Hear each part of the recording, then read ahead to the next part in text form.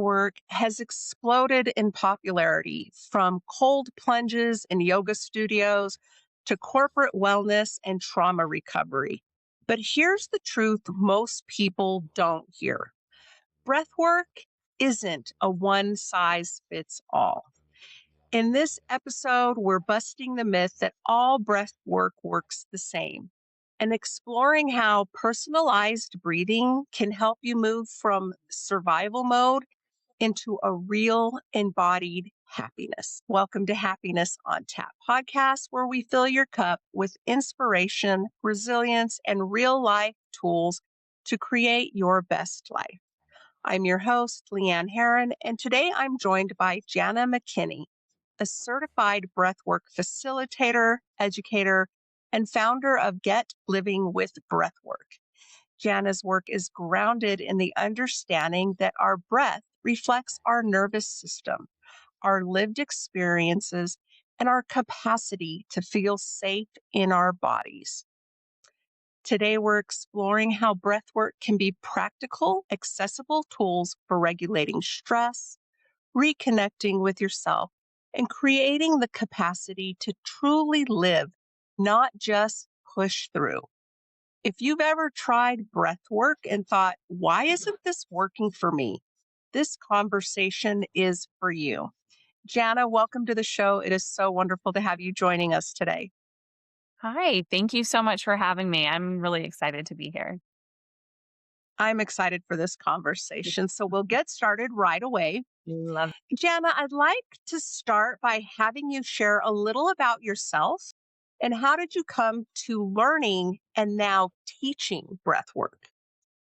Yeah, so I am a single mom of four who found breathwork during a very tumultuous time in my life. I was going through a very toxic breakup of a marriage, and it actually got abusive. And I started going to yoga classes that were doing some breath practices. And I noticed immediately how much better I felt in those classes versus the other yoga classes. And I already had a physiology degree and background in exercise physiology. And so I went and dug deep into like, okay, why do these breath practices make me feel different? And from there on out, I was just hooked. And I was able to use everything I learned in different breath certifications and all of my research to heal me physically, mentally, and spiritually from all the trauma that was happening in that marriage.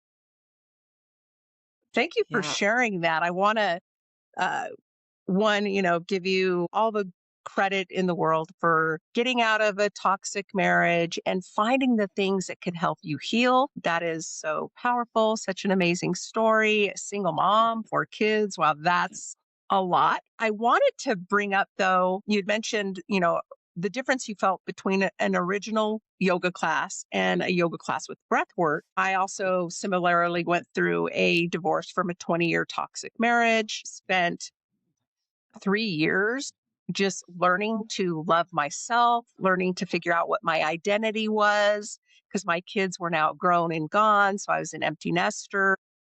And so that identity of being a wife and a mother and a corporate woman all changed for me over a very short period of time. And so I threw myself into finding things that brought me joy. So one of the things I started doing right away was attending yoga classes. And I really enjoyed it. I'm definitely a follower and I enjoyed the community side of it. But what I realized after I started learning other modalities like breath work and meditation was that going to a regular yoga class wasn't teaching me those pieces. So, what I was getting out of yoga for me was, oh, I wanted to improve my ankle strength, my stability, my flexibility. I wasn't learning about the breath other than, if I breathe deeper, I can bend further. Right. Oh, there's quite a difference between just like Western yoga and what we were kind of learning maybe 10, 15 years ago to some of the more of the Eastern practices have actually brought in more of the breath with the yoga. And it is a huge difference. When the practice that I went to, we would actually just sit and breathe, or we would stand up and breathe, but there was less of the postures and the holds and the flexibility. It was more focused on the breath. And that was the class that I was just like, wait, this is different. And I knew that it was the breath. I could feel that it was the breath that was different because I had been to so many other classes. And so that's why I like dove deep into the physiology and the science of like, okay, what's happening here? Yeah. So for me, yeah, that was like, wow, I didn't realize how much I wasn't learning until I Mm, started learning other modalities. And now I can put them all together for my own personal practices. Because meditation was one of my other modalities that I started to do when I was doing my trauma healing.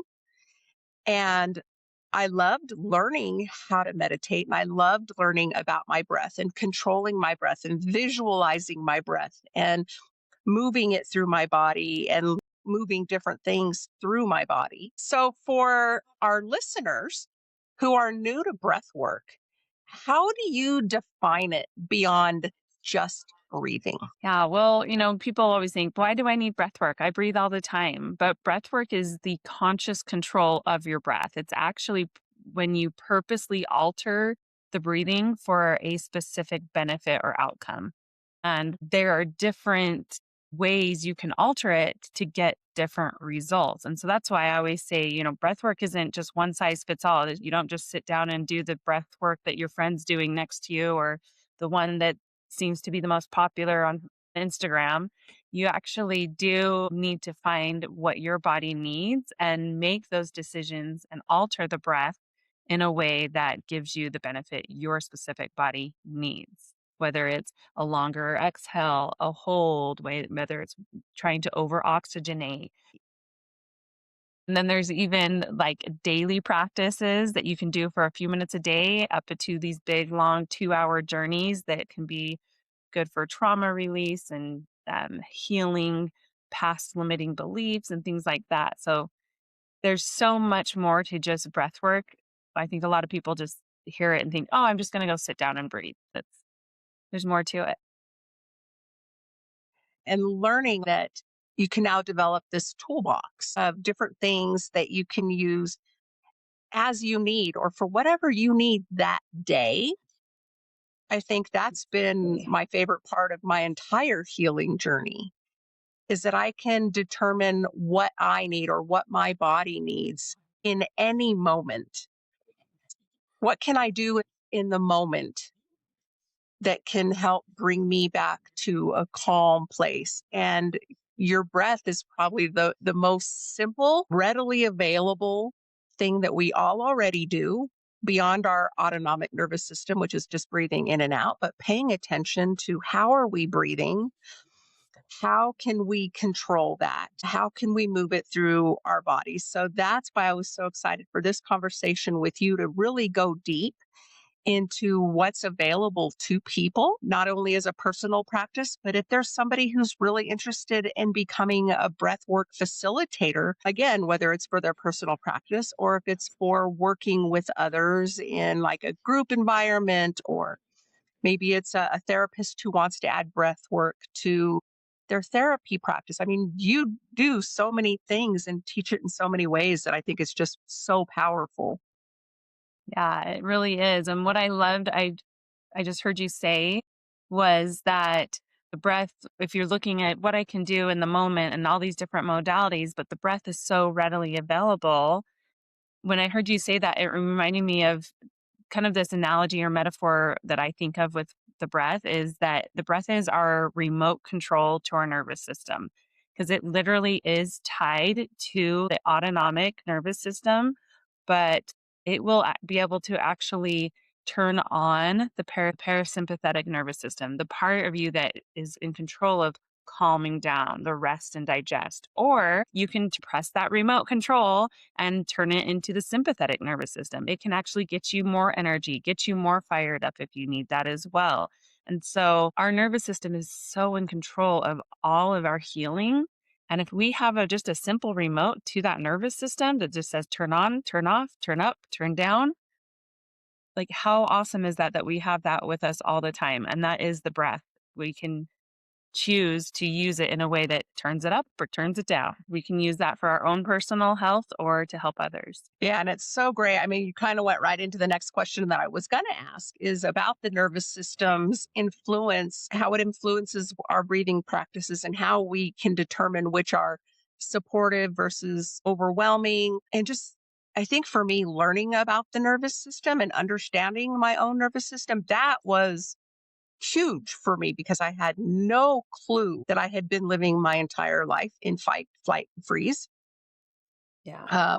that I had no tools to come to calm, that I even knew what that felt like until I truly started learning it. And I learned it visually so I could, see the difference between calm and fight, flight, and freeze. And when I could understand this like up and down that my nervous system was doing, then I could understand how to control it, that I was in control. And I mean, to me, that was like the clouds parted in the skies were dropping all this wonderful information. And I was like, wow, is it really that easy? And so a lot of people that I've talked to about my healing journey were like, man, you make it sound like it really was that easy for you. And I was blessed in that it was. I think that's because I put such a huge emphasis on educating myself and taking these courses, looking into certifications, or doing like a 90-day breath work so that I could really just envelop it in my body, just like developing a daily meditation practice. Because I think if you don't commit and it's just something you do here and there, it doesn't change those neural pathways to where it becomes a habit and your body starts to recognize it Yeah. as the ability to create calm and what that means. So there's so much to what it does. And I think the best thing we can do is become educated. 100%. It's the education, like you were saying, is you went and you took different courses and learned. And I think it's so important to learn the science and to learn the why, not just, okay, I'm going to sit down and do this, like you said, maybe a 90-day breath challenge or something, or they just have you sit down and do the breath with them or whichever modality it is. But there's a difference between learning and educating yourself and then embodying it and actually doing it. And I really believe we need both because if we just do the practice, then we lose steam, we lose motivation. It's just like, okay, I did that. And it helps in the moment. But when we really educate and understand the why behind it, like what's happening in the body, what's happening to my nervous system, what's happening to my brain waves when I'm doing these breaths, and what's happening to my body when I don't do this practice, right? Then it helps keep us on track and helps us want to make it more of a part of our life. It's much more motivating when we understand the why, and it kind of turns us into just a practice to being a part of our life and a lifestyle and like just complete embodiment. So I love that. Yeah. And that's what I in my courses, even the ones that are not certification, it's like when I do our little 14-day challenges, I'm having people do the breath. And while they're breathing, I'm explaining what's happening in the body and I'm explaining the science behind it because I truly believe that it's so important to be educated and do the practice both. Absolutely. Like you said, I think it helps us change it from a practice to a lifestyle change. And that's what it's been for me in all of my education, whether it was becoming educated to be an entrepreneur or becoming educated to be a coach. It's like reading a book. If you read the book and then put it away and it sits on a shelf, how much of it did you really envelop? But if I take a class and I write notes and I go through the notes for the next few weeks and I check off Okay, I did this. I did this. I did this. Oh, I want to know more about this. And I'll write a note and then I'll dig deeper and learn more. Then for me, it's enveloping it in my body and making it something that I do. And then it's, writing blogs to share this information with others so that they understand that it's not just learning something, but it's actually putting it into daily practice or use. And so I do that with my podcast. I mean, in the evenings, I'm looking for more information like, oh, okay, what can I do differently? What can I learn? How can I get this out to a bigger audience? And so I think that is what helped me heal quickly, sharing my story. And if one person hears my story, then they see they're not alone. They maybe learn something they've never heard of before, like breathwork, or sound healing or hypnotherapy. And these were all different modalities that I did over my healing journey. And then inviting those people on the podcast to then share what they do. And my favorite part of any is sharing their story. Like, how did you get here? And you can pretty much look at any episode that I've done with any healing practitioner, and we all started the same way. Well, it started with this Yep. terrible journey that I went through. Yeah. Well, and they say that that's, I think even Carl Jung in some of his studies and teachings says that that's the final stage of the healer's path is it's like you go through your own traumas or just your own hard times, learn, grow, get yourself out of the hole. And when you finally start sharing it with others, it's like that embodied healer. And not everyone does that, and that's okay. But when you do, it really does deepen the healing.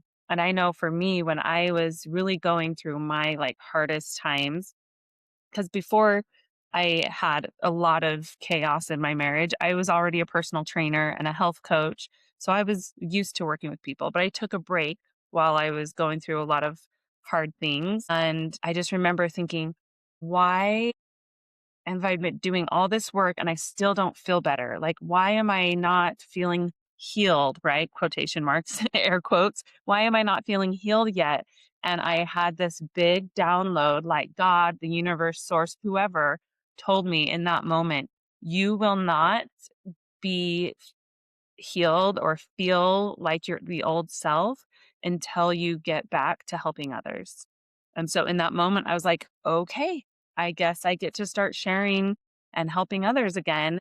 And it was just onward and upward from there. So if that's the type of person you are, you've got to be able to share. And it's that final path of the healed healer. Absolutely. My journey was very similar. I threw myself into health and fitness and exercise and getting certified as a personal trainer during the last 6 months of my marriage, and it was kind of this still hanging on, and I kept thinking, well, if I lose weight and if I do this, then maybe things will change between us and our intimacy will come back and, all those things. And I hung on to those things and threw myself into really stringent diet exercise. And I lost like 80 pounds. I was the healthiest I had ever been. My blood work was amazing. I felt amazing. But honestly, I was the most empty I think I Yeah. had ever been because at the end of it, it changed nothing for the goal that I had in it. I mean, my intention was just in the wrong place. Right. And so, again, that was part of my journey. It's sharing that information that my intention was here and I thought I could control the outcome. And while I was physically at my best, mentally and emotionally, I was not. I was in a very dark place. And so, we have to take the good with the bad and use it in the best way that we can to share that with others. Because, yeah, I have tons of books and education and how I lost all that weight. But now I have all these other tools for helping your mental health, understanding your nervous system, really a completely different outlook on nutrition. than I had from learning nutrition as a personal trainer versus learning nutrition as a life and holistic health coach. I think Yeah. you get out of it what you need to get out of it at that time. And so I Yeah. love that I'm a lifetime learner and I've never stopped learning and I want to continue that path. Yeah. That reminds me when I was just doing personal training, I had clients just like you and what you were saying. It's like we were getting awesome results. The physical results were happening, but it was their hearts and their souls that I was watching that it's like, oh, if we can only get that to be as beautiful and to feel as good as they're feeling on the outside. And that's when I actually started adding meditation into some of our practices. And then when I found breath work and added it into the coaching and the health coaching that I was doing with my clients, it was just like 180 completely, like everybody's physical results actually got better because breath work helps your metabolism. But what they were doing with their hearts and finding their authentic self and finding that actual health and happiness, not just health, but actual joy and loving who they are. It was just like the most rewarding job. It went from being like, yeah, here's what I do to I have the best job in the world. And now I only focus on breath work because I see the results that are transformational rather than just physical. So I love hearing that side that you figured that out, that it's like, it's not just about the physical. I've got to heal me, my heart, and my soul to really be able to fix anything. Yeah, you said it wonderfully, and I think that that's so valuable for people to hear, and I hope that more people are listening now and kind of honing in to what we're going to talk about, to the things that they can learn again for their either their personal practice or to become an educator or facilitator. Because I think that that's that next shift, like you said, that's that next phase for us to complete our own personal healing is then how can we help others in the best way that we can? Love that. As an educator, as a teacher, what are some common signs that a breathwork technique may not be right for someone? That's such a great question because there's so many techniques that you'll be doing it, and in the moment, because it's bringing you into the parasympathetic nervous system, it's bringing you into a calm state. You feel good. You'll be like, "Oh, I feel so much better." But it really is kind of looking at the long term. So I've had clients who were doing breath work with someone else and they're like, "Oh, I love breath work. It's helping me heal my mind, right? Or it's helping me find my authentic self." But then they're like, "But my autoimmune issue has flared up. I'm having more bad days physically, or my metabolism is slower." Or they just start to notice these like physical things that are happening over time that they don't attribute it to the breath work because like I said, breath work's really popular. So they're doing it and they're feeling good about that they're doing something, but they actually start feeling worse over time. And so that's the biggest thing is just looking at health factors, looking at health markers. And there are simple assessments we can do to see how somebody's metabolism's doing, how their nervous system is doing, like HRV, heart rate variability, some other things. And if those numbers are getting better, then we know we're doing the right breath practice. If they're getting worse, then it's like, okay, you're actually doing something to hurt your health. And so we want to start from the very beginning, knowing the right practice so we don't have to get down the road of 2 months and be like, man, I can't walk up a flight of stairs, but I've been doing breath work and exercising. Why am I getting winded? Or why did I gain 10 pounds unexpectedly? So it's really just starting knowing the right practice and doing those assessments first so that you can choose the practice that fits you and is just going to take you up to health and happiness from the get go. Yeah, and I find that out as well when I'm starting with a new coaching client because I like to start with those basic assessments. How is your sleep? How is your nutrition? What is your water intake? What kind of exercise do you do? How's your nervous system? How's your stress level? Because they may come to me for, say, career coaching. They're ready to change their career or they've lost their passion and purpose. And so if I'm not looking at all of those things and I'm just coaching them through how to make that one little change in life, I don't feel like I'm helping them the way that is possible for them to really truly see their full potential. Right. And, I've had a lot of people like, oh, my sleep is fine. I get, 6 hours of sleep and, I drink a lot of coffee and tea. And how much water do you drink here and there throughout the day? And, so I really like to go in depth into each of those pieces so that we can make those little shifts in their daily habits and Yeah. they'll start to notice, wow, my mental clarity is so much better ever since I started drinking more water and, getting more quality sleep. And my nutrition is better. I'm eating whole foods and vegetables versus a lot of carbs. And I think again, it's just constantly going to go back to that education Yes. that we can provide to people that they're not even paying attention to, they're not seeing, or they're not thinking about in the immediate. Yeah, for sure. And one of the things that they're so simple for them to just like look at, like you're saying, like, how's my sleep? How's my water intake? It's like also like, how is my breathing right now in this moment? And so a simple thing they can do is just put like one hand on their chest, one hand on their belly, and take a deep breath and notice which hand moves the most. When they take a deep breath, does their chest move up? Do their shoulders move up? Or does their belly move out? And if we're in a kind of constant stress state, that fight or flight, low grade stress state all the time, we'll breathe into our chest more. And that actually is a vicious cycle that causes more anxiety, but then that anxiety causes you to breathe into your chest more. And then the chest breathing causes more anxiety.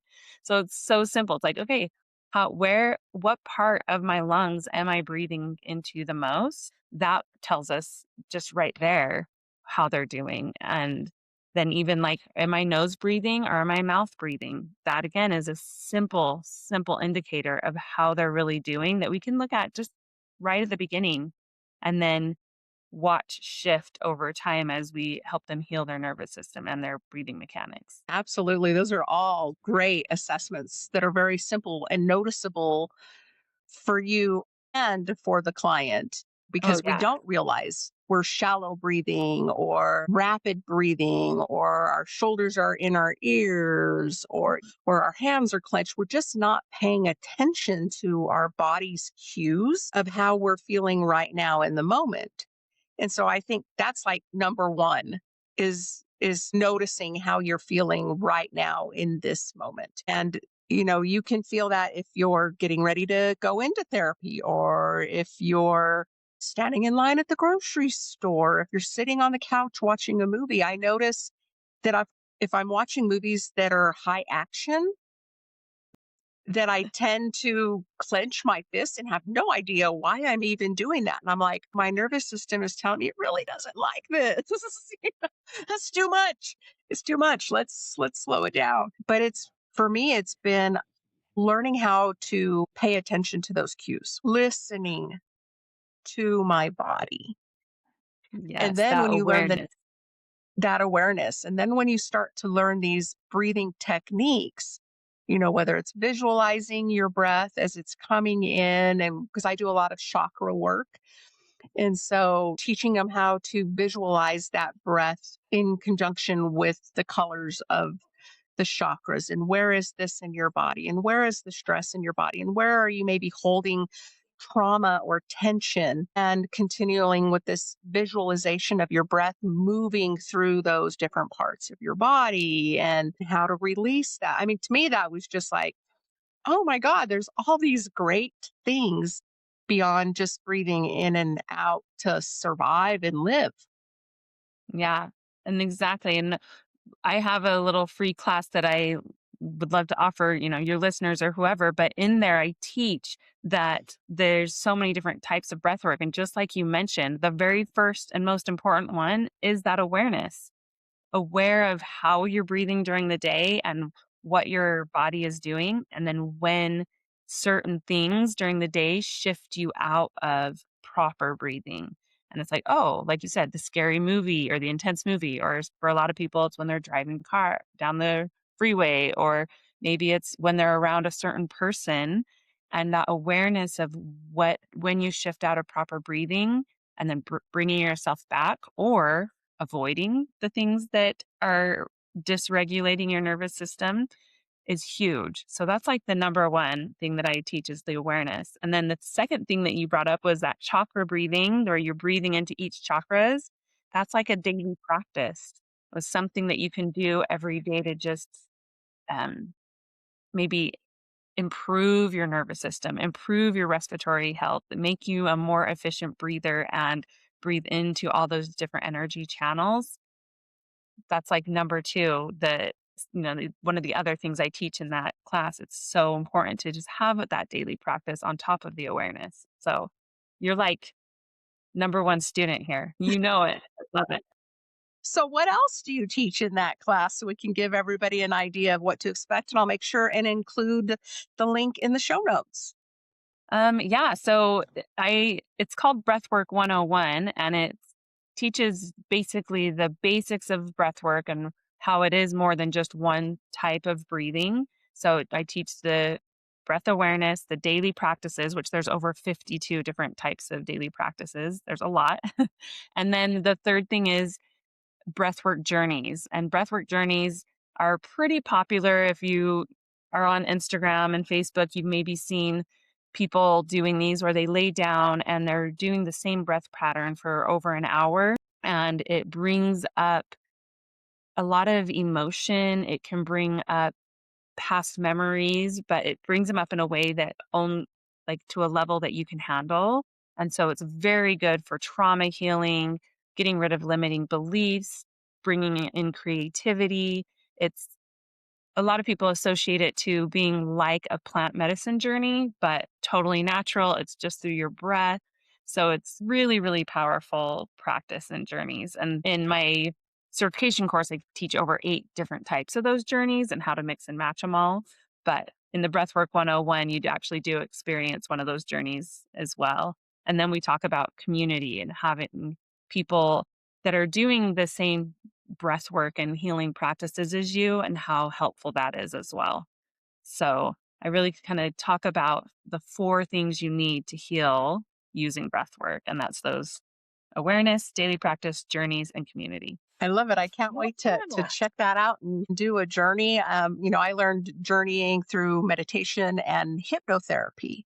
And I'm Yes. glad that I had developed a daily meditation practice before going into hypnotherapy because I Right. think that really helped me be able to relax. I trusted the lady who was guiding me through my hypnotherapy. I had met her years before.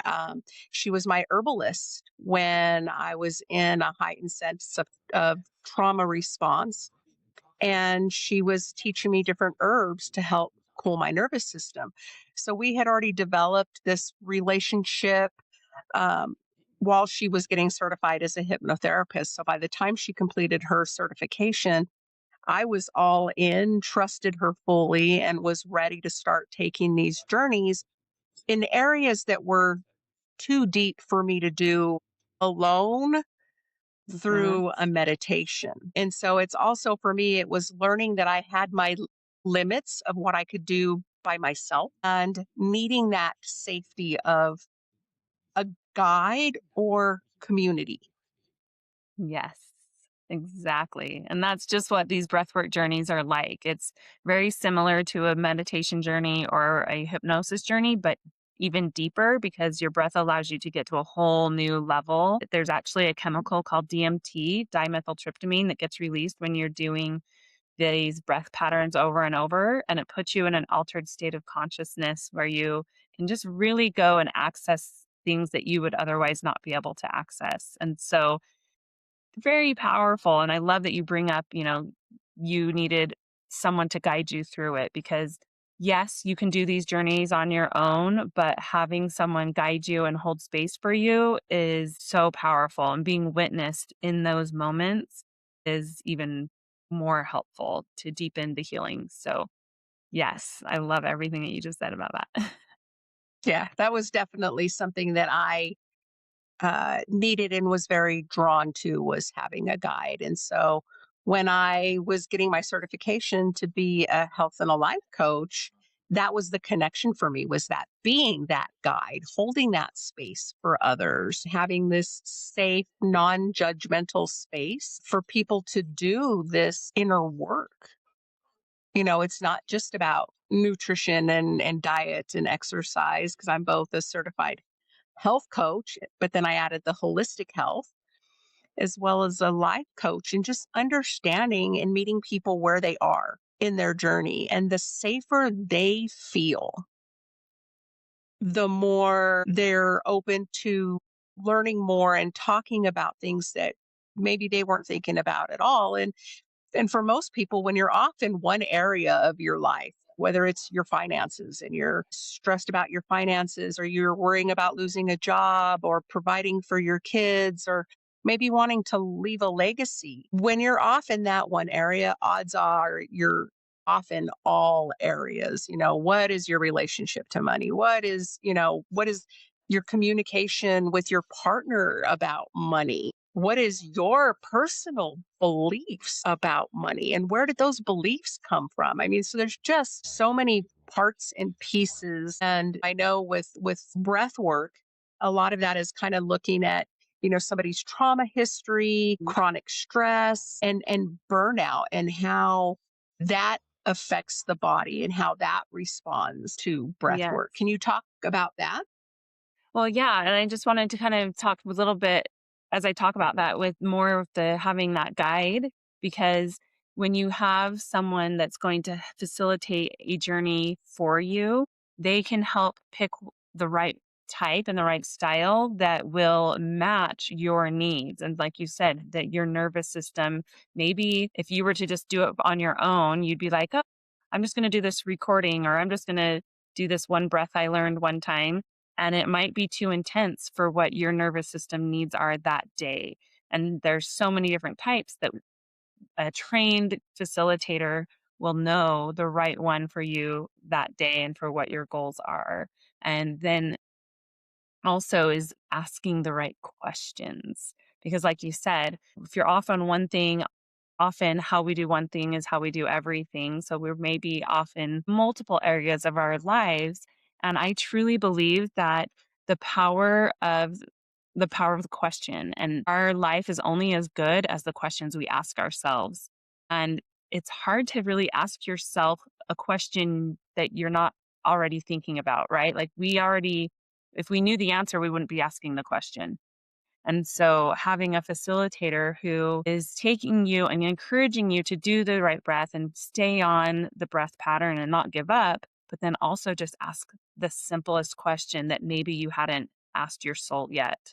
And it takes you down. They don't give you any answers. We're not, breathwork facilitators are not therapists. They're not going to guide and put thoughts in your head, but they're just going to ask a simple question. They're going to encourage you to breathe, and then they're going to ask a simple question and then just be quiet while your mind does all the processing and all the answers come up to you from yourself, from your higher self, your own knowing. And it comes up because when you're doing these breath patterns, it helps you access things that you otherwise wouldn't be able to access. And so all of a sudden, the ahas come because the right question was asked and your own answers came up. And anyway, so it's super powerful being able to have that guide and in the right nervous system plane. Yeah, so absolutely important. All of that, asking those right questions, letting them come up naturally, and also being there when they come out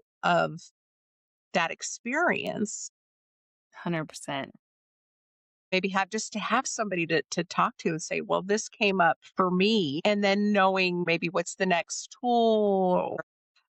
And I learned all of this more through hypnotherapy before I learned about breath work, because my hypnotherapy was years ago. Yeah. And so it was a lot of pre questions, pre qualifying before we took a journey. Mm, And so now thinking about it in those terms, like she was asking all those questions so that she could best determine what was the best journey for me to take for the outcome that I was wanting to achieve. And so she asked me questions like, where is my happy place? yeah. Is my happy place up in the mountains by a stream, or is my happy place chilling on the beach by the ocean? Am I claustrophobic? All these very pointed questions so that as she would guide me on this journey, she had all those elements coming in to help my connect Yeah. Yeah. to the journey. And breathwork's a little different than with hypnotherapy because I'm also a certified hypnotherapist. So I understand where they ask those questions so they can guide you.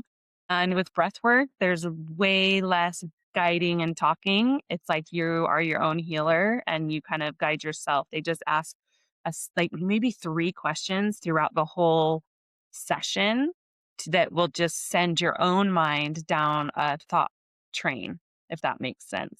And so it's really pretty cool to just have that access to your own mind and your own knowing rather than having like someone guiding this thought, that thought. Does that make sense? You know? Hmm. And then the other thing is, like you said, coming out of the journey and having somebody there to help you process is so powerful, but also making sure that they let the breathwork journey go as long as it needs to go so that you come up with your own resourcing. We call it resourcing is when you kind of come back to normal. Maybe during the journey you accessed some emotion and you maybe cried and let go or express some things.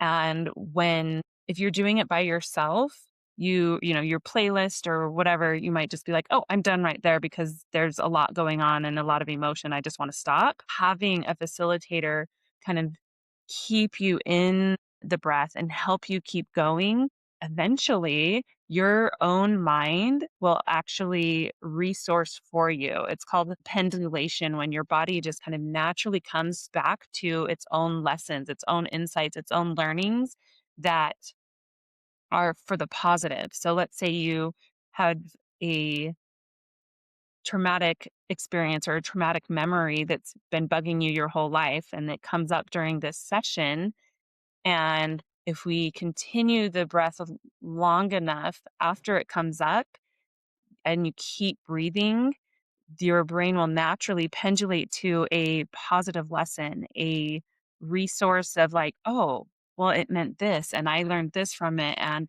it opens up the prefrontal cortex of your brain that takes on that like higher learning and kind of rewires the way you think and process that memory from then on out. And so that's why we have a facilitator that kind of keeps you going until they see that positive reframe because you can kind of tell in the body positioning and where their nervous system is rather than doing it on your own where you're like, I just want to stop. And then you get kind of stuck in that trauma loop, right? And so it's so important to have somebody there to help you just stay in the breath until you get that reframe. And then that's when we're like, and end session, now that we have this good learning and somewhere to go with it for the future. That's wonderful. Thank you for explaining that because, yeah, I guess my experience was more of a timed thing, which I think with hypnotherapy, we were within a certain amount of time. I think also with people, like you said, they're pulling up things on their cell phone or a video, and it's timed, and you're not given that space and time. And definitely when I'm doing breath work with a guide, it's stay there as long as you need, Yep. Yep. and to me, that allowing myself to go all the way through it until my body's like, okay, you've reached this point now. It's okay to come out of it. It's okay to open your eyes. And they're already seeing what my body is doing, whether Mhm. breath has changed, whether my body has changed. And so that is huge. I think that is so great. Thank you so much for explaining that so people Yeah. understand the difference between throwing on a quick video on, on your cell phone or on YouTube and versus And those actually videos are working good. with someone.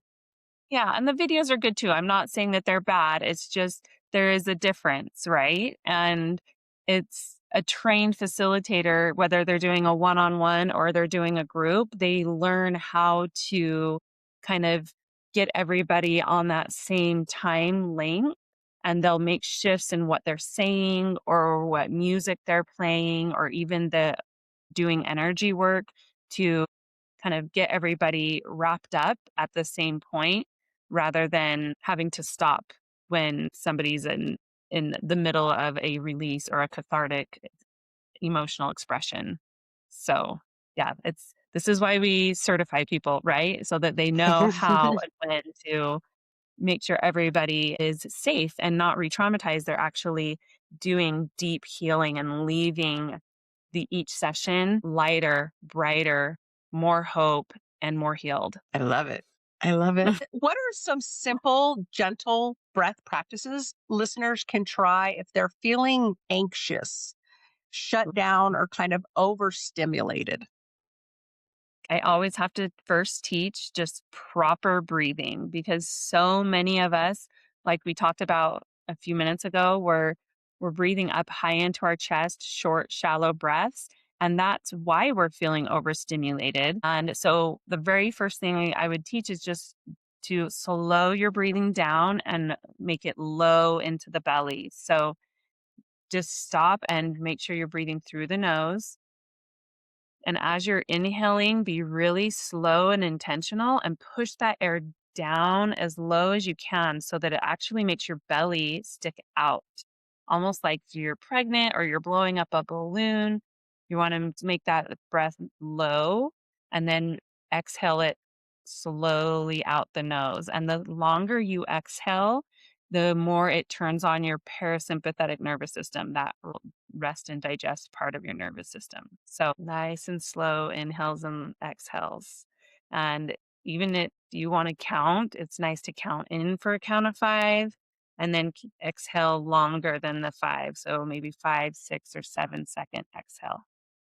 So that's the very first, so simple, but honestly, one of the most powerful things we can do because our diaphragm is that main muscle under our lungs that is in charge of breathing. And our vagus nerve, which is that 10th cranial nerve that runs down and is in charge of 70% of our parasympathetic nervous system, it runs right through the larynx. So when we take those deep breaths, it's getting stimulated and then it runs down into the diaphragm as well. And so as we really stretch that diaphragm out to breathe down low and make that belly stick out, it is toning and turning on the parasympathetic nervous system. Most important thing is just that proper breathing.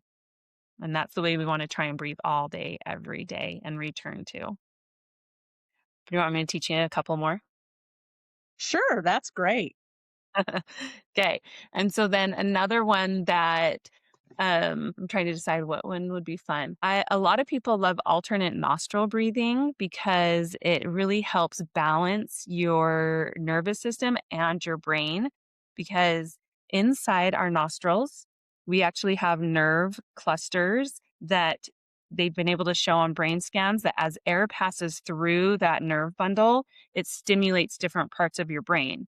And so the left side is more relaxing, feminine energy, more just kind of like, and the right side is more masculine energy, like go get him, achieve, fire you up a little bit. And so if we are clogged on one side or another and we're not breathing through them evenly, we can end up being more anxious or more depressed. And so if we do this alternate nostril breathing, it actually clears up both sides, balances both sides of the or both parts of the brain, and it leaves us feeling really balanced. We're not going to feel tired and like super calm, but we're also not going to be super energetic. It just brings us to that like perfect level of balance. So to do this one, this is a pranayama one. So that comes from Sanskrit tradition. So there is a mudra, which is a handhold. Have to use this, but I'll teach it to you since we are on video. You can just, plug one side at a time with your finger. But the Sanskrit mudra is taking two fingers and placing them on your third eye. And then you use your thumb to plug one nostril. And then when it's time to switch, you turn and use your ring finger to plug the other nostril. So you're just kind of switching from thumb to finger. And the way we do the breath part is we're going to breathe in through the nose. And just like I taught you in proper breathing, you're going to breathe down low into the belly, fill it up. And then, sorry, I was supposed to be doing plugging one side. So we're breathing in through one nostril, making sure to fill up that belly. And then we breathe out through that same nostril. And then I like to imagine a rainbow of light. So as we breathe in and the air gets to the top, we hold our breath, switch fingers so that now our other nostril is plugged, and we breathe out and exhale through the other side.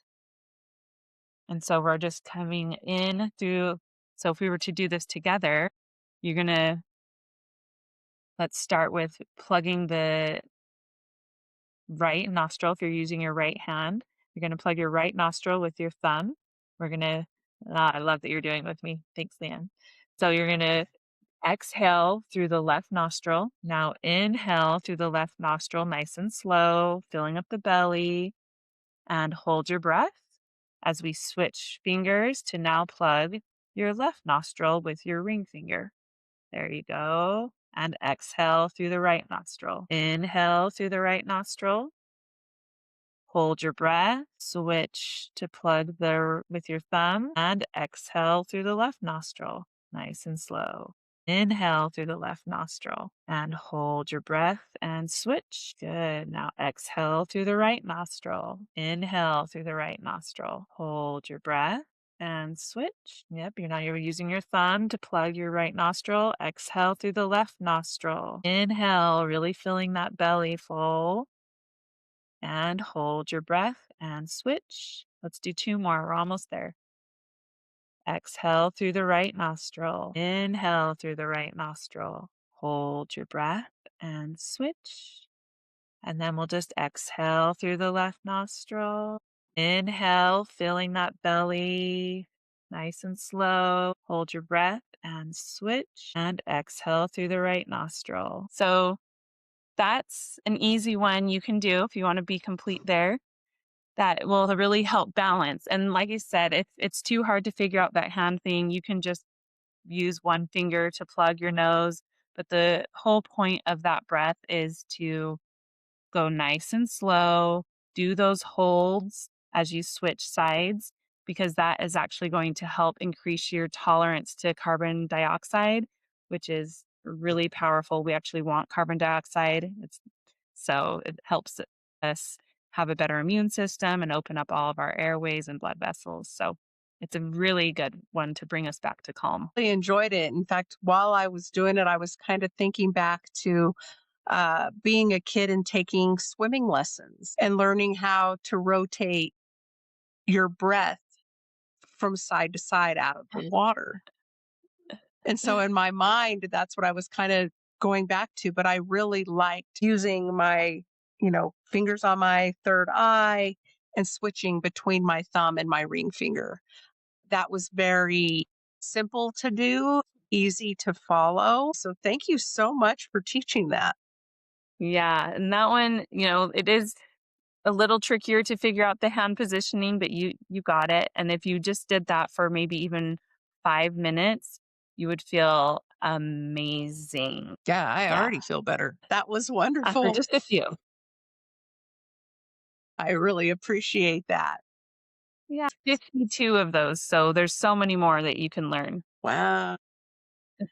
Like I said, I just love feeling that toolbox.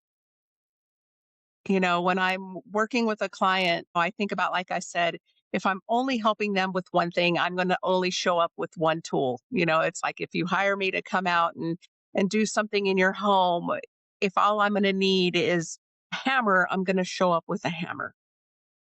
Right. But what if something happens and then all of a sudden I need another tool? I like to know that I have my whole toolbox in my Yes, car, or I brought the whole thing in with me because I might just need something else. And so that helps me help them understand that we're not here just to focus on one thing. Everything I exactly. do is mind, body, and spirit. Well, I want to help you be whole, not just help you change careers or figure out how to save money so you can move away. I want you to leave our time together feeling much more whole than you felt when you came in. Yeah, well, we as humans, we are complex beings and this life is complex. And so there's no way we could survive with just one tool. So it's so beautiful that we do have access to m- so many different tools and they aren't as complex as we are. We can learn them pretty quickly and easily. One thing I like to work with people on is presence. Just Uh, being present in the moment and not, letting our minds wander about what am I going to cook for dinner or what is this and how am I going to do this and all these different things. And meditation was so huge for me in understanding and controlling the present moment. And that also helps me to explain to people like the difference between anxiety and depression. And that if you want to get out of one of these two or both of these two things at any point in your life, that having the tools and skills to bring you back to the present moment is probably some of the best tools that we can have. So, how does breath work support teaching presence and clarity?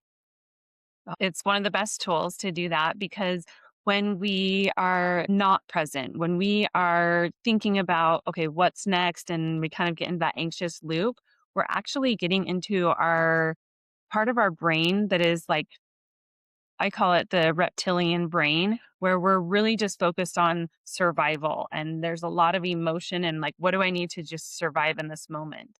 And when we can slow down and actually take even just 4 breaths of like slow, low breaths, then it puts us in our prefrontal cortex, that part of our brain that can think logically and think about what is actually happening in reality in the moment rather than our past and our subconscious like speaking it really loud.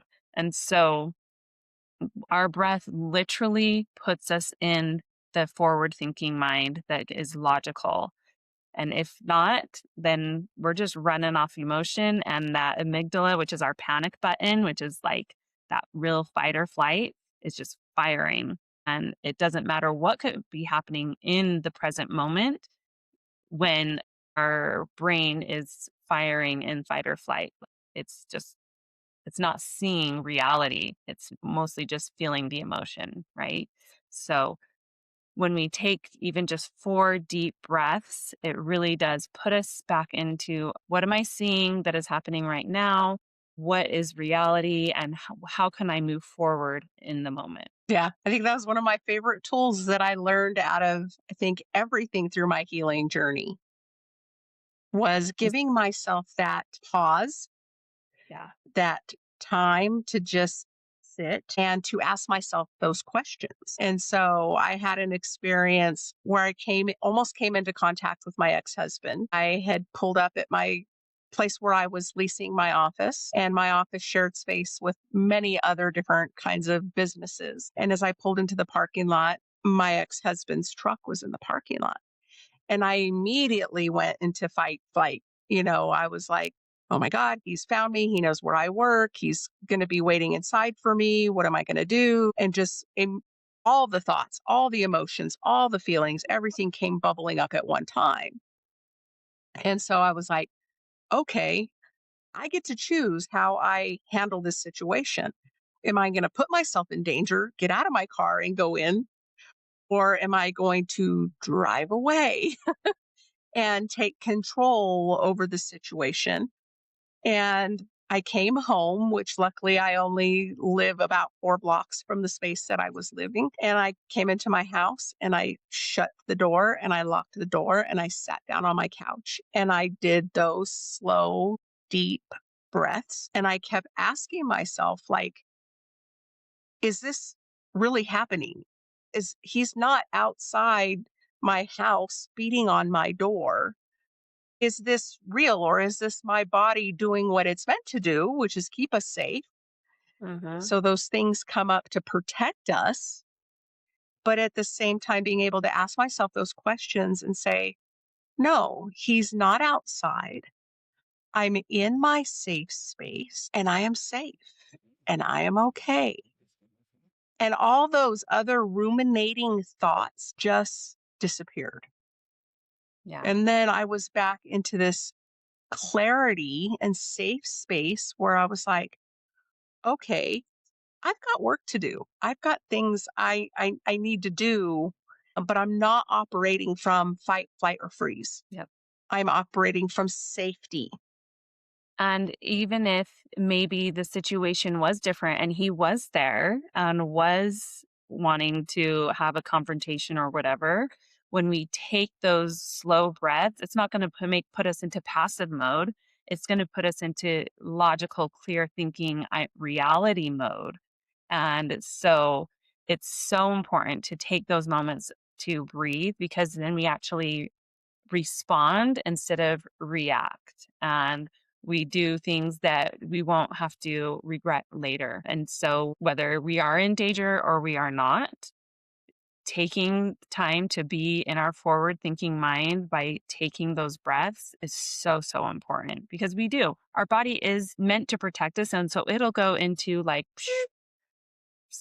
high anxiety, high run, high fight or flight, but that's actually not the world we live in anymore. So when we can take those breaths, we can actually have maybe a conversation instead of a fight, or maybe we'll be able to, if we did need to run, we'll be able to know the right direction to run, you know? So I love how you shared that it was taking the time to breathe and actually see what the real reality is around you so that you can respond appropriately. And I also love how you talked about even if you're not in a high intense situation, and maybe it is just a confrontation or a conversation with a family member, maybe during a holiday, and all of a sudden they're talking about politics and it's a trigger for you and you don't want to have that conversation. But having those tools on board, like your breath, which is naturally with you all the time and it's free and it's in abundant supply,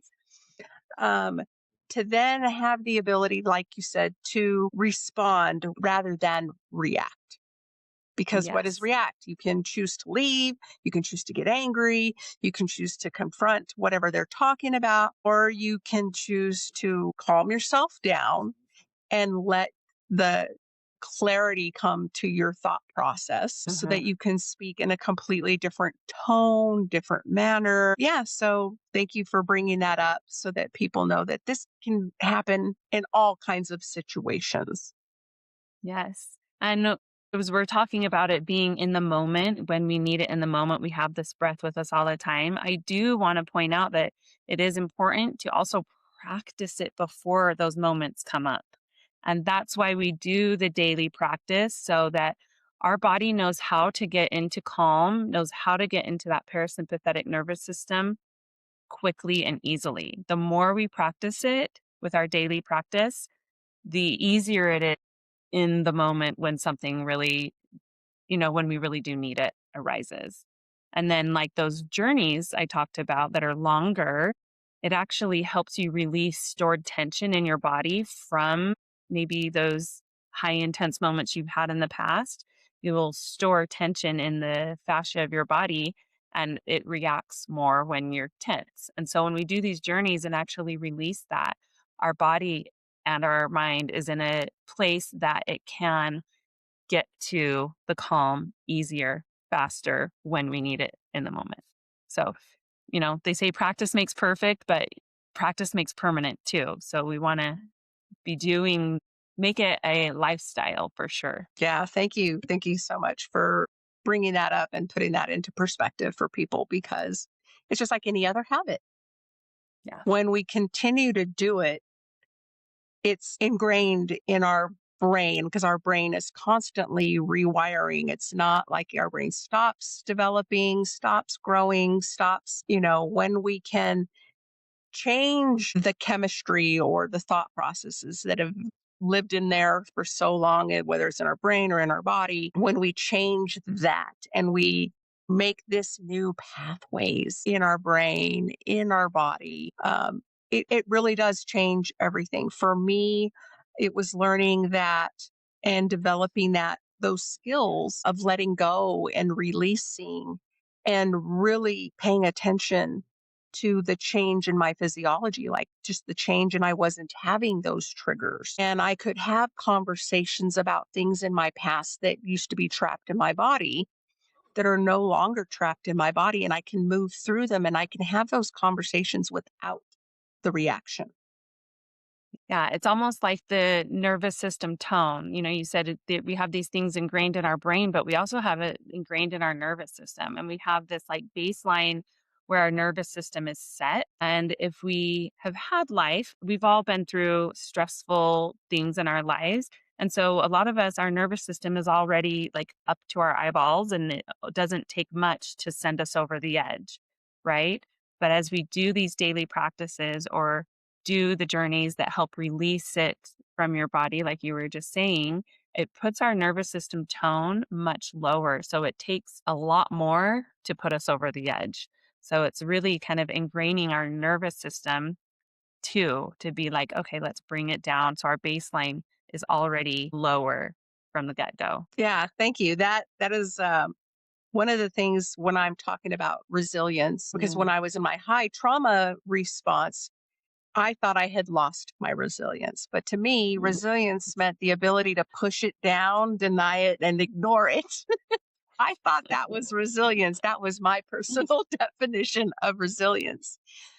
Um, versus the real definition, which is building this capacity for calm. And so when I started developing these different modalities and learning how to calm my nervous system, then what I thought was resilience was very changed in how I interpreted it.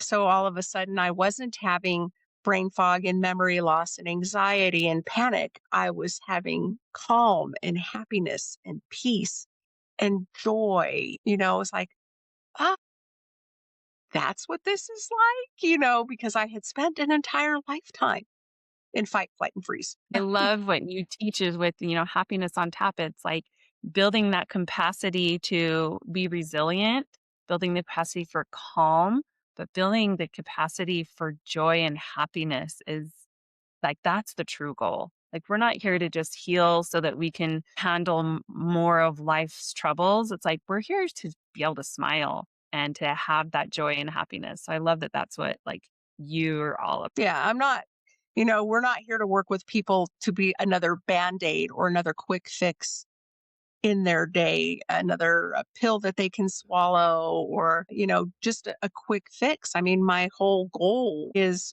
to provide you different pathways to find that, to remember what brings you joy, what brought you joy as a child. Let's do more of that. What brings you joy Yeah. today? Let's do more of that. Let's not focus on the things that are draining our energy and draining our happiness and draining our joy. Let's find the path back to what brings us happiness and joy. And when Mhm. you're doing that all the time, all that other stuff just disappears. It's not something that you want to focus on or think about or, turning on the news. It's like, oh, the news does not bring me happiness and joy in my day. That one story at the end that's like a happy story does not change the 30 minutes of the trauma that's going on in the world. Yeah. And so it's learning how to have more happiness, more joy, more peace, more fulfillment, more energy, and a lot less of all the other stuff. Yeah. And that's what I love about breath work is, a lot of the journeys that people will see, it's like, oh, there's a lot of emotion and cathartic release. And so they think this is like a heavy practice. But that resourcing we talked about earlier that brings you back to the, you by the end of the session always brings back that authentic you and what makes you happy and what brings you joy. Just like you said, when you were a child, what made you smile? Usually, most sessions bring you back to that at the end. And so, one of the biggest things about with breathwork journeys is finding that authentic joy and what you find happiness to be, not what everyone around you thinks you should find happiness to be. It's like that autonomy. And so it's so aligned and with everything that you're talking about. And it's so awesome. Jana, I want to thank you so much for your time today. For our listeners, if this conversation resonated, I hope it gives you permission to stop forcing yourself into practices that don't feel right and instead start listening to what your body is asking you for. And breath is always available to us, but how you use it matters. Jana reminds us that healing, regulation, and happiness don't come from doing more. They come from doing what is more aligned for us within us. So make sure that you check out Jana McKinney and Get Living with Breathwork to learn more about her work, her trainings, her certifications. Make sure you jump into the show notes and pick up her free gift, Breathwork 101, and start learning more, educating yourself. Try these practices. Figure out what works for you and what else is still available out there for you to learn and experience. If this episode helped you rethink your relationship with breath, share it with someone who could use a gentler, more compassionate approach to feeling better. And until next time, stay curious, stay connected, and keep tapping into your happiness. Real quick, Jenna, where can people find you? Yeah, the easiest way is getlivingwithbreathwork.com. That's my website. And I'm on Instagram at Get Living. There's a period between every letter, but if you just search Get Living, you'll find me. And Facebook is also under Get Living. So find me there and connect. I love to be able to chat and help anyone. So reach out. Wonderful. I will make sure to include all of those links. And again, the link to the free gift of Breathwork 101.